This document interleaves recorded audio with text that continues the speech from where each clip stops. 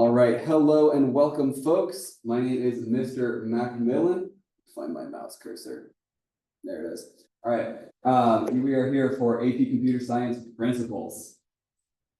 A little bit about myself. I am actually a Valley Christian alumnus myself. I graduated from here in 2012. After I graduated from here, I went to University of the Pacific, where I studied computer science, got my bachelor's. While I was studying there, I actually tutored computer science, where it kind of, I think, sparked my joy for teaching. It's not where I planned to ever end up, but I've been here for 7 years now, and I love what I do. I'm very happy where I am. So kind of sparked it, and here I am 7 years later, still teaching.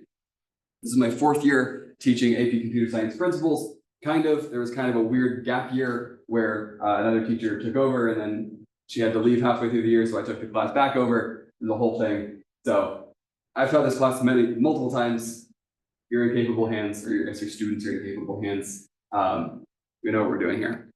And this is myself and my wife in that picture. We just celebrated our 5-year wedding anniversary. Very exciting stuff. All right, now, why should your students study computer science? Yes, they're already studying computer science, but why is it a good idea? So first, it is great for building problem-solving skills, knowing how to read code, understand code, how to debug code, when there's an error, figuring out where it is, how to fix it. Very important skills. It builds attention to detail. It builds just general problem-solving skills. How do I structure this program to solve this problem? All these kinds of things. You may have noticed computers are everywhere in the world that we live. There are all around our room, obviously, it's a computer lab, but all of you probably walked in carrying at least one computer yourselves. So computers are all around the world, and knowing how to interface with them in an efficient way and knowing how to program them is a very useful skill for people to develop. Computer science is great for building up teamwork. There's going to be several projects that are going to be done in groups throughout our year. And a lot of projects in the real world, whenever that actually begins, they will involve working with other people, especially if you're doing software. You work with other developers, building large-scale applications. So knowing how to work with people is an important skill. And last but not least, programmers do get paid pretty well, typically. So it's another incentive to study. So a bit about our class specifically. We use an online system called VCHS, which is basically a learning management system. It has videos, it has quizzes, it has assignments all built in that students are going to work through. They can work on it here, they can work on it at home on their own device. I recommend having a laptop rather than just working on an iPad, but it is possible to do on an iPad.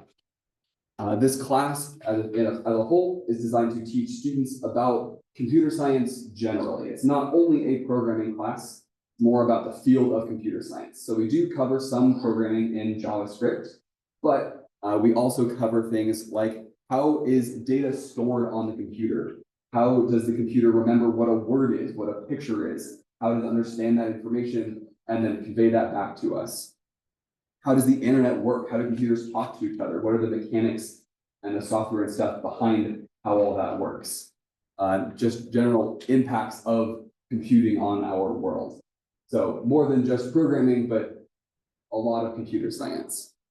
This class serves as a pretty good foundation for any student who is planning to study computer science in college.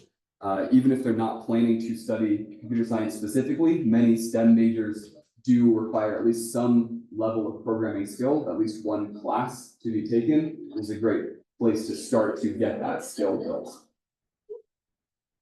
Now, if you notice that your student is not understanding the topic super well, we do have a lecture every single class and then time to work on those assignments that are tied to that topic. So they have time in class to collaborate with each other, to ask me questions, but if they don't finish during class, it does become homework. So if you see that they are struggling at home, keep in mind that computer science can be a weird subject for some students to wrap their mind around. I think that every person can wrap their mind around it. It just clicks with some people faster than it clicks with other people. If you notice them struggling, they can watch all of the videos on CodeHS. It covers all the same information as the lectures that I give in class. but it's in a video format, very convenient. They can also read all of my lecture slides, which I post to learnvcs.net. All of that information is fully available for them to access and use at any point whenever they want or need it. You can encourage them to attend office hours. I'm in here on Mondays and Wednesdays after school, so if they ever need assistance, they can come by after school. I'm also supervising not a club, an after school program on Tuesdays and Thursdays. So I'm here after school pretty much every day. If they need me, they can reach out via email. I try to respond to student emails as fast as I can. They can find me on campus, and I am happy to help answer questions whenever they need it. Wow, it's over already. That was so fast. They can send me an email at any time. I will do my best to respond to emails as quick as possible, especially if they have coding questions, because that means they're actively working and trying to solve a problem. If you need to get in contact with me, my email is the best way to do that. jmcmillan@vcs.net. And there you go. Thank you all for being here.